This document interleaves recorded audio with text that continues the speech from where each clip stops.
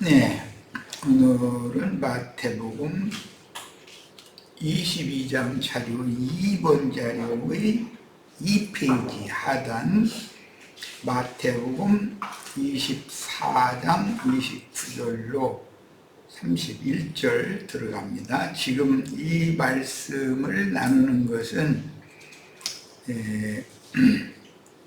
히브리인들의 혼례법에 대해서 7년간은 약혼기간이고 7일간은 혼인잔치기간이다, 이런 말씀을 나누느라고 지난 시간 말미에는 계시록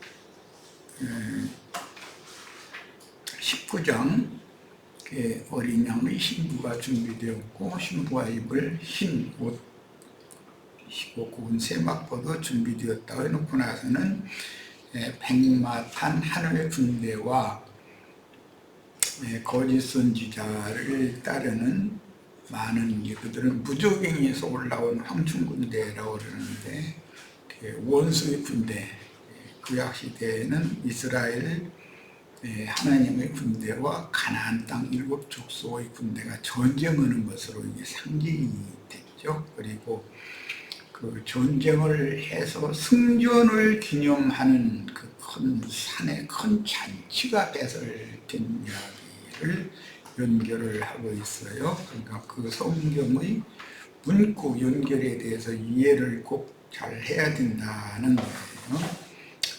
혼인잔치라고 하는 것은 어린 양의 혼인에 관한 말씀이지만 그 잔치가 실제 배설되는 것은 영적 전쟁에서 승전을 기념하는 잔치와도 관련성이 있다는 것을 이해를 해야 된다는 뜻으로, 그 영적 승리라고 하는 것은 최종적으로 이기는 자들이 짐승에 의해서 그 수가 맺히든지 죽임을 당하여 이 혈과 육의 첫 장막을 벗어버리고 신령한 영의 몸을 입고 주와 함께 혼인에 들어가는 것을 의미하기 때문에 지난 시간에 계시록 19장을 읽었던 거고, 마태복음 오늘 들어가는 24장 말씀은 계시록 19장에서 이루어질 것에 대한 예언이죠. 그런데 그때 당시는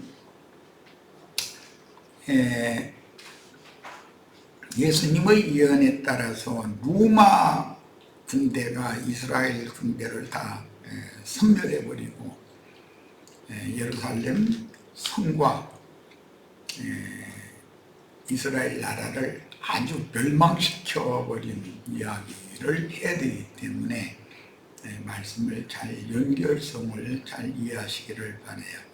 오늘 새벽이든가 어제 저녁이든가 내가 이제 최후의 그 히브리인들의 로마 병정, 로마 군대에 의해서 최후로 저항하던 히브리인들이 다 굶어 죽은 곳이 마사다라고 하는 곳이었죠. 그래서 그 마사다의 전투에 관한 역사적인 사실을 내가 이제 인터넷으로 찾아서 올렸었어요. 네, 그런 걸 상식적으로 알고 있어야 돼요.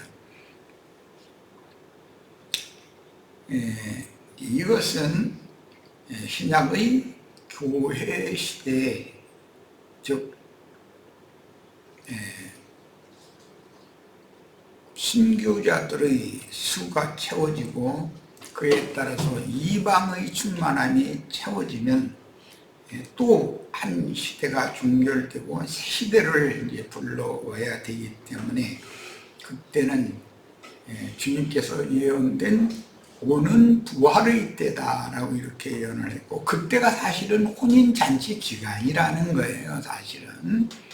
근데 그 짐승의 때이기 때문에 하나님의 사람들은 그 수가 몇이든지 짐승이 다 죽인다고 이렇게 돼 있어요. 그런데 결국은 육신의 몸을 벗어나는 것이 혼인에 들어가는 아주 필수적인 과정인 것이다 라는 걸 이해를 꼭 하셔야 됩니다. 세상 교회는 죽는다고 하면 아주 싫어하죠. 뭐 이만희 장길자 뭐 등등 그런 사람들은 저는 죽지 않고 육체로 영생 불사한다고 그러는데 나는 그렇게 꾸부랑 할아버지 돼가지고 영생하고 싶지 않은데 그 사람들은 무슨 생각을 가지고 그러는지 나 그건 이해를 못하겠어요. 자, 마태복음 24장 29절 31절 이제 대충 그 의미를 이해를 하신 다음에 본문으로 들어갑니다. 그날 환난 후에 그랬는데 그 날은 위에 원래는 복수 그 날들이죠. 날들을 감해 주신다라고 할 때 그 복수 형태예요. 그런데 이 그날은 흔히 말하는 7년 대환란이라고 이렇게 말하죠. 70일에 중에 7일에 62일에가 지나가고 마지막 한 일에가 남는데 그 한 일에의 큰 환란기를 말하는 거예요. 그런데 큰 환란기가 7년을 연거푸 계속 큰 환란이 있는 게 아니고 감해준다 이래요. 하나님께서 어떻게 절반으로 이렇게 감해주는 거죠. 그러니까 지나간 환란이 있는 거죠. 지나간 환란은 두 증인이 사역하는 기간이죠. 그 다음에 본격적으로 순교자의 수를 채우는 그 예언된 때는 흔히 말하는 후 3년 반이라고 하는 짐승의 때 42달을 의미하는 거예요. 자, 그날 환난 후에 즉시 해가 어두워지며 후 3년 반이 되면 해가 어두워지는 거죠. 해가 어두워지는 건 대표적으로 하늘이 닫힌다라는 개념으로서 예수님이 십자가에 못 박히셨을 때 오전 9시부터 오후 3시까지 어두워졌죠. 온 땅이 어두워졌어요. 하늘이 닫혔다. 하나님의 은혜가 이제 떠나가고 하나님의 진노가 집행이 된다. 그런 말이죠. 달이 빛을 내지 아니하며 별들이 하늘에서 떨어지며 하늘의 권능들이 흔들리리라. 자, 본문에서 그날 환난 후에라는 예언은 이방인의 때를 종결할 때 짐승들이 활동이 일어나는데 그때 두 증인이 살아서 최후의 증거 마지막 추수의 나팔을 부는 기간은 전반부인 것이고 후반부에는 모두 쓰레기들만 남은 때인 것이죠. 그때는 이제 심판밖에 남은 게 없어요. 이렇게 나뉩니다. 그 다음에 해가 빛을 잃고 달도 빛을 잃고 별들이 뭐 이제 어떤 큰 표적을 일으키는 것으로 이렇게 1월 성신이 표적을 일으키는 말씀, 이것은 천체의 변동을 말씀하신 것은 1260일의 전반부 추수꾼들, 주인들의 순교, 그리고 하늘의 별들이 떨어진다라는 것은 계시록에서는 태풍의 선부하가 떨어지는 것처럼 그렇게 떨어진다. 이렇게 설명이 앞에 계시록 6장에 이렇게 돼 있었죠. 전반부 추수꾼 증인들의 순교이며 후반부 사역자들인 7 별들이 추수 사역을 마치고 주님께로 데려감을 받을 것이라고 예언하는 말씀입니다. 그러면 이때는 빛들이 떠나가는 때지요. 그러면 이제 이런 경점을 해는 지고 어둠이 밀려오는 그 중간 지대가 있는 것이란 말이에요. 항상 석양이 해가 석양으로 기운다. 그러면 어둠은 오고 빛은 떠나가는 거죠. 그런 때가 반드시 온다는 거예요. 교차점이죠. 자, 이사야 34장 1절로 4절 열국이여 너희는 나와 들을지어다. 민족들이여 귀를 기울일지어다. 땅과 땅에 사는 충만한 것 세계와 세계에서 나는 모든 것이여 들을지어다. 이것은 만물과 만상 모두 하나님이 창조하신 창조세계 예창조의 저주받은 처음 하늘과 처음 땅에 있는 모든 것들 다 들어라. 그 말이죠. 대저 여호와께서 열방을 향하여 진노하시며 그들의 만군을 향하여 분내사 그들을 여기 만군이라고 하는 것은 열방을 지키는 수호 천사들을 의미하는 말이에요. 그러니까 세상의 영들이 되겠죠. 그들을 진멸하시며 살육당하게 하셨음즉 그 살육당한 자는 내던진 바 되며 그 사체의 악취가 솟아오르고 그 피의 산들이 녹을 것이며 하늘의 만상들이 사라지고 1월 성신이 사라지는데 해, 달, 별들이 사라진다 그러면 처음 하늘과 처음 땅이 저주받은 처음 하늘과 처음 땅이 사라지지 않으면 이제 새 하늘과 새 땅과 새로운 만물이 나타날 수가 없어요. 그 경점을 지금 예언한 거예요. 하늘들이 두루마리 같이 말리되 그 만상의 수잔함이 포도나무 잎의 마름 같고 무화과나무 잎이 마름 같으리라. 그래서 이 말씀 베드로후서 3장 10절에 인용이 됐죠. 하늘이 떠나간다, 큰 소리 떠나간다 이렇게 인용을 했죠.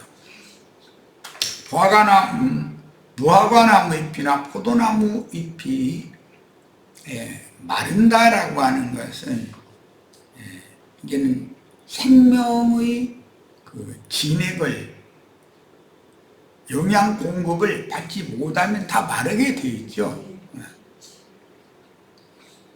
이것은 하나님의 은혜와 하나님의 생명의 말씀이 세상에 더 이상은 주어지지 않는다. 그 결과는 포도나무 잎이 마르고 무화과나무 잎이 마르듯이 큰 넓은 이파리가 말리면 도로로 이렇게 두루마리가 말리듯이 그렇게 말려버리잖아요. 그것은 하나님의 생명과 그리스도의 은혜가 사라졌다. 그런 뜻이 이제 저주받은 증상이에요.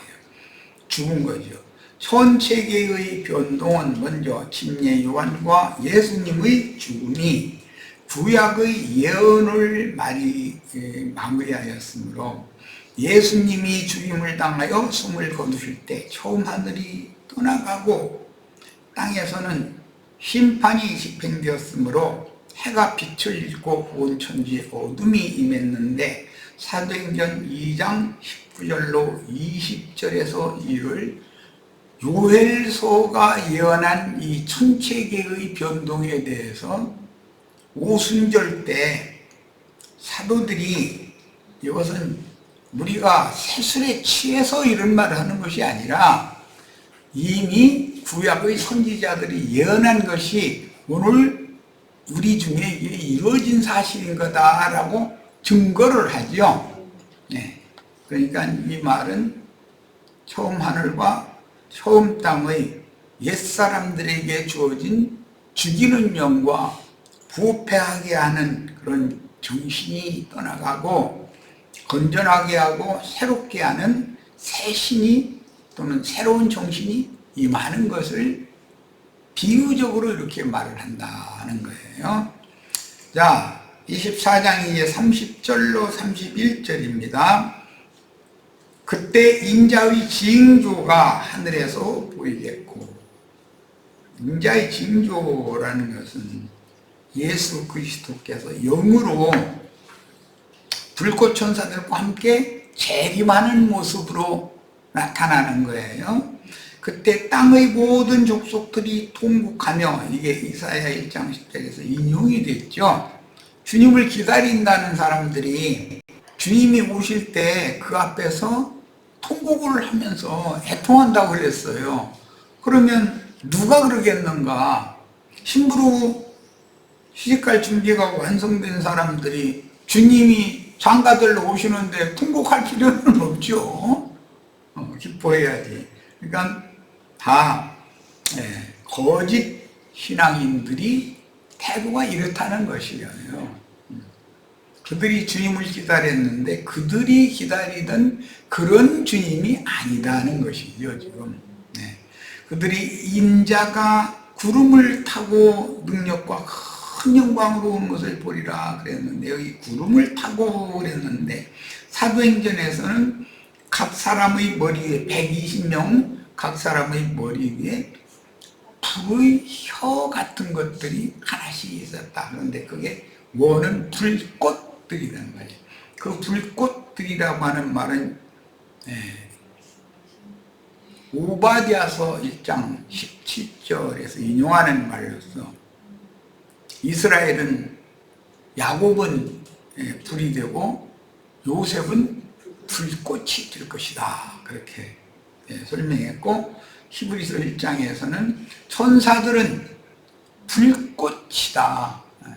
이렇게 설명을 했어요.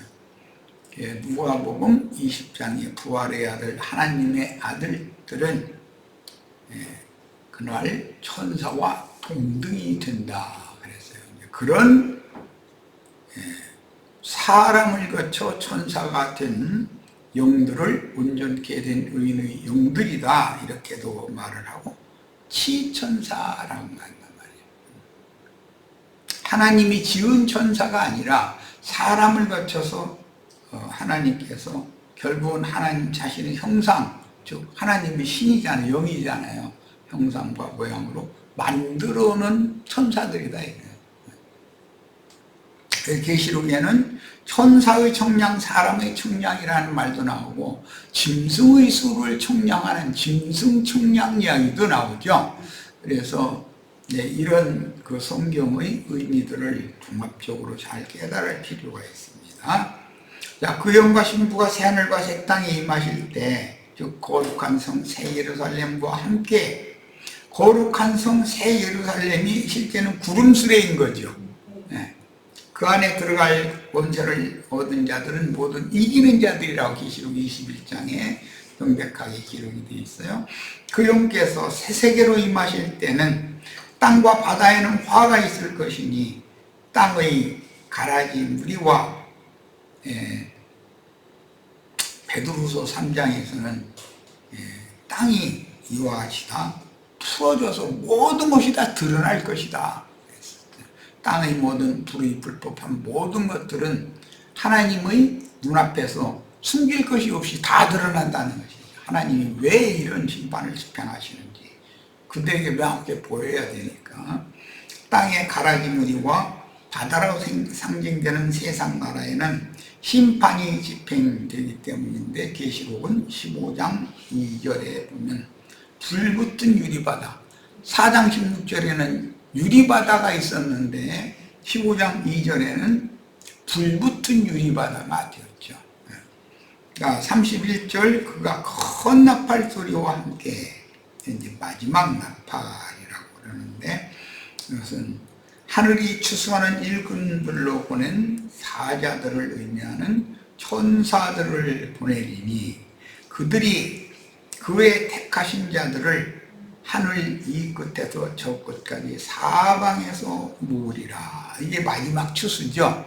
그런데 그 택하신 자들이라도 미혹하는 자들이 많이 나타날 거다 그랬는데, 그들은 다 나는 그러다 라는 자들이 많이 나타나서 하나님의 택하신 자들이라도 다 미혹할 거다. 그래서 오늘날 소위 신자들이라고 하는 사람들이 무슨 이만희 장길장, 무슨 박명호, 또 정명석이 내가 아는 사람들과 몇 사람이고, 저 대구의 이현애 등등 몇 사람이고, 그 지난번에 우리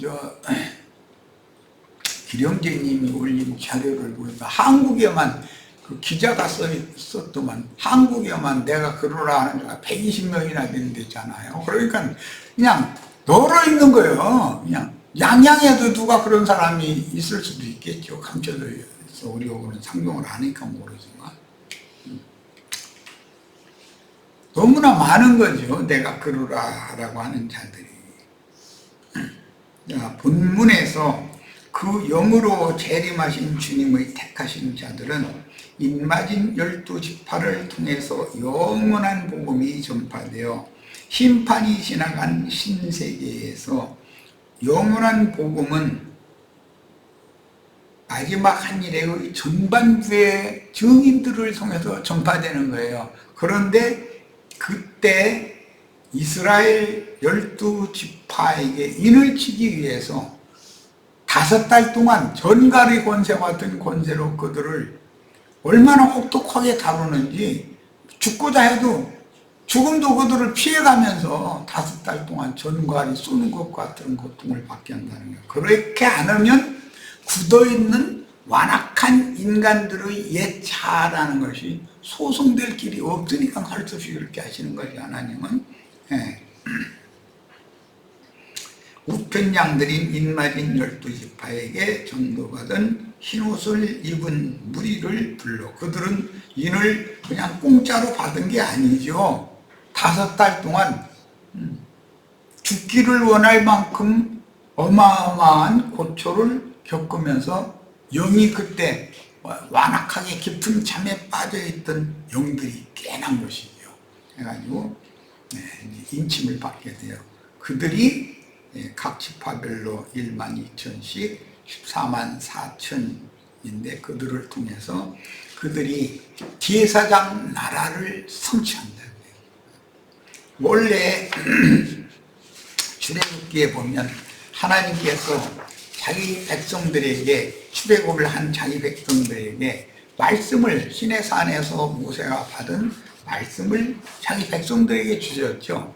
그 목적은 주님께서 너희가 제사장 나라가 되어서 이방인들에게도 너희가 받은 이 말씀을 가서 전해서 그들도 다 온 이스라엘이 구원을 받게 해라. 나는 유대인의 하나님만이 아니요 이방인의 하나님도 되시는 하나님이다 라는 것을 말씀하신 것인데 그들은 말씀을 크게 오해해가지고 자신들은 만민 중에서 택함받은 선민이고 이방인들은 저 하나님이 상종도 않는 버린 자들이다 라고 해서 이방인들이 전도할 생각을 하고 아예 상종도 안 했다는 거예요. 환상이 아니어서 음식을 이방인들과는 안 먹었다는 거죠. 이런 것이 육신적으로 자신들은 거룩하고 이롭고 이방인들은 부정하고 불의하다라고 판단을 했기 때문인데 그것이 하나님의 말씀이나 하나님의 능력을 너무 크게 오해한 결과라는 거예요. 결국은 말씀으로 누구는 심판도 받고 누구는 말씀으로 구원도 받는다. 말씀의 양면성이 이렇게 역사되는 것이죠. 그때 좌편의 염소무리는 새 땅의 마국 백성들과 섞여 세상에 남겨진 자들이며 인마진 12지파가 전하는 전도의 말씀을 끝내 대적하다가 반대하면서 염소무리의 불신앙을 버리지 못하면 최후로 죽고 또 죽는 불못의 형벌을 받게 된다. 그러므로 성경에서 택하신 자들이란 항상 자기 땅의 자기 백성들을 의미하며 인자 예수께서 택하신 자들을 불러 모으신 내용과 한 시대를 종결한 후에 그 영께서 다시 자기 백성들로 택하신 자들을 자기 땅으로 불러 모으시는 내용을 문맥의 흐름에 따라 각각의 시대를 정확하게 해석해야 합니다. 예수님이 예언하셨던 말씀은 그때 당시 혈통적인 자기 백성들에게 먼저 응했고 그 다음에 자칭 유대인이라고 하는 자들인 자칭 유대인이라 하나 그렇지 않고 사탄에게로 거짓말하는 무리다. 계시록에 이렇게 나오는데 기독교인들에게 최후로 유대인들이 그렇게 혹독한 심판을 받고 멸망했던 것처럼 큰 성 바빌론 큰 음녀를 반드시 심판하고 무너뜨려 버릴 것이다 라는 거예요. 그러니까 양면 적용을 어떤 문구에 따라서 이건 혈통적인 유대인들에게 하시는 말씀인지 이건 자칭 유대인들에게 하시는 말씀인지를 구분해가면서 해석을 하면 된다 이런 얘기예요. 택하신 자들을 불러 모으시는 문구를 이방인들에게 적용할 때는 아시아에 있는 7 교회로 상징되는 세상 교계에서 이기는 자들을 빼내시는 것을 의미한다. 이것은 청함을 받은 자들은 기독교 안에 다 세상에서 들어온 사람들이죠. 그러나 청함을 받은 자들 중에서 빼내심을 받은 자들은 모든 교회들 중에 이기는 자들을 말하는 거다. 그런 말이에요. 세상에서 세상 교계로 불러낸 후에 세상 교계에서 다시 이기는 자들을 빼내어 신부 성으로 취하여 가신 후에 온전케 된 의인의 영들이 주와 함께 오는 세상에 재림하여 자기 땅의 택하신 자들로 세우신 주님의 장막을 두르심으로 불성곽이 되게 해 주십니다. 이수희자매님 저기 누가 왔네? 나가보세요.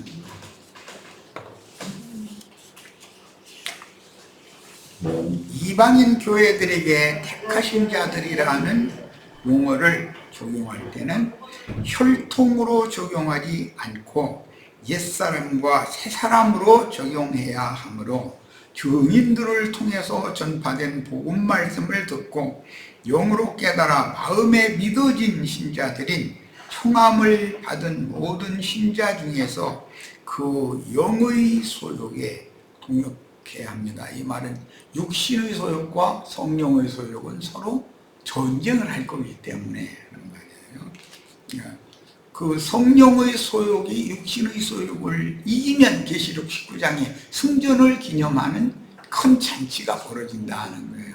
이제 그 최종적으로 성령의 소욕이 육신의 소욕을 이긴 것은, 죽는 것은 너무 당연하다, 육신의 장막을 벗는 것은, 이렇게 믿고 원수들에게 자기의 몸을 내맡겨버리는 거예요.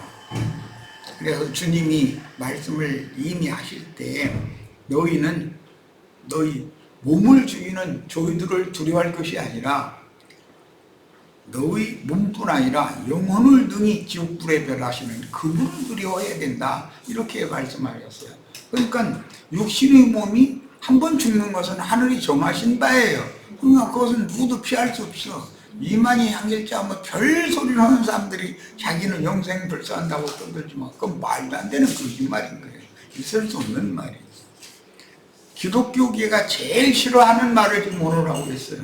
기독교계가 제일 싫어하는 말은 우리가 어린 양의 신부로 거룩한 성 새 예루살렘에 들어가려면 반드시 육신의 첫 장막을 벗고 영의 몸으로, 신령한 몸으로 영광 중에 주와 함께 나타난 사람, 그 속 사람만 영원한 생명에 들어가는 거다라고 말을 하면, 이 죽는 것을 두려워해 일생에 매어 종로로 사는 사람들은 아주 막 눈을 무릅뜨고 막 달려들지요. 꼭 우리가 죽어야 되느냐고. 자아가 죽으면 죽는 것이지, 자아가 죽는 것과 몸이 죽는 것은, 그러면 죽고 또 죽는다는 말은 뭐예요?